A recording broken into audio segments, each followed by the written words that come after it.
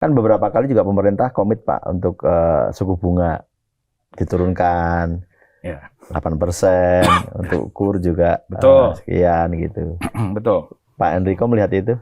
Itu bagus sekali Pak. Nah, cuma gini, kalau secara perbankan, nah kita ngomongin perbankan nih ya, itu akan sulit untuk menilai apa? Faktor resikonya. Ya. Jadi, nah, itu dia peran pemerintah harus tinggi. Nah, di dalam apa? Memberikan subsidized interest rate. Nah, itu Pak. Jadi kalau bisa diberikan subsidi, itu harus dari mana? Pemerintah. Nah, lagi-lagi siapa yang kena? Fiskal kita, Pak. Nah, fiskal kita harus dalam, harus lebih broad, dan serve all interest. Nah, jadi menurut saya itu dia, Pak. Kebutuhan fiskal sangat tinggi. Nah, saya punya konsep itu namanya leverage for growth. Bisa kita itu bertumbuh panjang meskipun apa? Meskipun ruang fiskal kita terbatas. Caranya itu apa? Caranya leverage, yaitu kita minjem. Minjemnya itu harus kredibel. Kredibel ke satu dalam hal planning, kedua eksekusi, dan ketiga end goal-nya. Nah, itu yang menurut saya penting sekali tuh. Jadi eksekusi itu yang paling tengah kan, paling penting. Jadi pintar jualan, tapi misalkan dinilai nih, wah eksekusinya kok kurang mumpuni. Nah, itu juga investor lama-lama gerah. Yang ketiga tuh end goal-nya. Nah, kita mau apa? Misalkan 8% maunya. Bisa nggak tercapai? Jangkarnya apa? Tolak ukurnya apa? Nah, itu yang menurut saya penting juga. Jadi, ketiga hal ini tuh must go hand in hand. Nah, jadi istilah kata nih ya, sektor fiskal kita meskipun meskipun ada limitnya 3% dari PDB, itu tetap bisa kalau kalau kita leverage for growth. Jadi istilah kata kita bisa tuh tap ke capital market. Contohnya kita issue lebih banyak private placement ataupun green shoe dan lain sebagainya. Tapi ini kan cukup technical gitu ya. Tapi menurut saya sumber pendanaan itu banyak, Pak. Yang penting kita bisa marketing, lalu executing dan planningnya. Nah, dan at the end of the day, ya end goal-nya itu apa? Growth yang lebih tinggi, lebih berkesinambungan dan lebih berkualitas. Nah, itu Pak. Tidak hanya fiskal hanya soal pajak, soal obligasi negara, bukan soal itu Pak. Sebenarnya banyak alternatif yang bisa dilakukan ya. Betul. Nah, pembelanjaannya juga. Jadi maksudnya nggak cuma melulu yang populis. Jadi maksud saya nggak cuma contohnya ya seperti Bapak tahu gitu kan banyak program flagship gitu ya. Nah, itu nggak cuma itu loh. Nah, manufaktur butuh uang, lalu kesehatan butuh uang, banyak lagi Pak. Sektor sosial lainnya, kreatif, industri kreatif gitu-gitu Pak. Nah, itu banyak sekali jangkauannya. Pak, kalau kita bicara Indonesia ya, Bapak kan juga di ASEAN gitu. Betul. Melihat investor global terhadap Indonesia seperti apa ya Pak? Nah, oke. Nah, sebenarnya mereka tuh sangat tertarik Pak. Indonesia punya size, land area besar. Nah, bukan cuma besar wilayahnya, tapi penduduknya banyak. Dan dia bisa dijadiin dua sisi Pak. Jadi kalau punya koin kan ada dua sisi. Itu kekuatan besar. Yang pertama sebagai alternatif manufacturing base. Nah, tapi tugas kita apa? Ya ayo kita retrain, upskilling. Lalu setelah selesai Pak, dijual ke ke market kita sendiri itu apa? Market kita sendiri sangat besar dan atraktif. Jadi bayangin, kita tuh punya dua sisi itu sangat mendukung. Investor tuh mana lagi sih? Nah, jadi maksudnya selain India gitu ya, hanya Indonesia Pak, the next best thing. India kan 1,5 billion, besar sekali gede. Penduduknya. Tapi ya kita di ASEAN, ya setengahnya itu orang kita. Nah, jadi istilah kata kalau dia mau masuk, ya no Indonesia, ya investasi akan menurun. Nah, tugas kita itu untuk menarik mereka apa? Kita harus punya proposal yang menarik. Skill kita udah dinaikkan, kemudahan berusaha, tax treatment segala macam gitu Pak. Nah, kalau udah dibenahi itu pasti asing akan masuk Pak. Karena kita punya runway, lagi-lagi itu masih panjang. Usia katakanlah median 30 tahun ya, itu punya 25-30 tahun untuk take off Pak. Yeah. Jadi let's look beyond 2045. Look up to 2060 mungkin.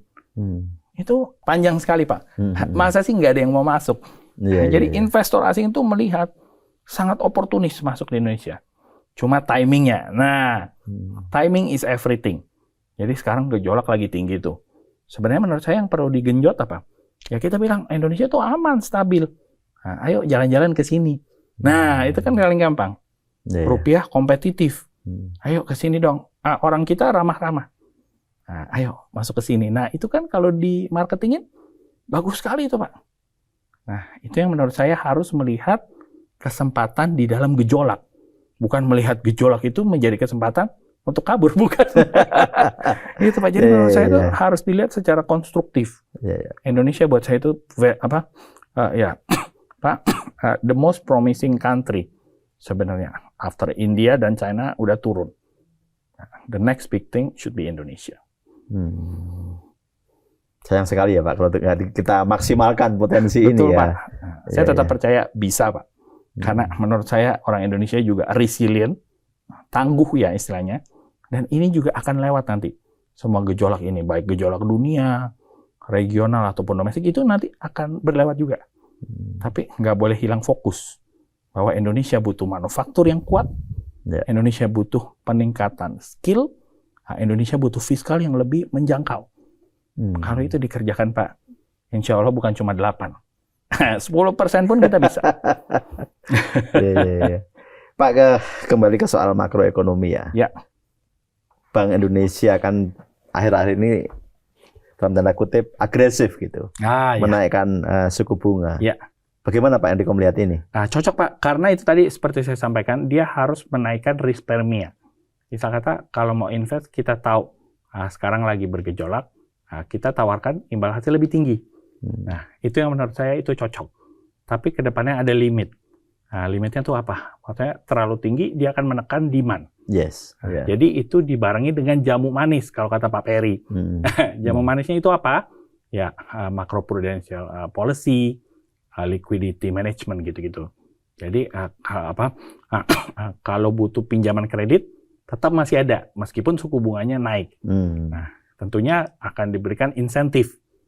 Kalau ke sektor tertentu bukan cuma berbasis hijau ya, tapi sektor itu tadi itu ya, manufaktur. Betul, padat karya, lalu sektor pariwisata misalkan gitu ya. Nah, sektor di mana itu bisa menyerap tenaga kerja menurut saya, nah itu bagus Pak, karena akan diberikan insentif guna tetap bertumbuh secara kredit, lalu akses to financing juga tetap baik. Jadi itu. Di level suku bunga yang sekarang Pak, BI rate yang sekarang kan 5,75 Pak ya. Iya. Kalau kita bandingkan dengan suku bunga di Amerika, sudah di level yang ideal atau masih ada potensi untuk naik atau seperti apa? Belum cukup Pak. Jadi belum cukup ya. Harus naik lagi, minimal 3 kali lagi, sampai 6,5. Karena Amerika pun sekarang pasang kuda-kuda akan naik.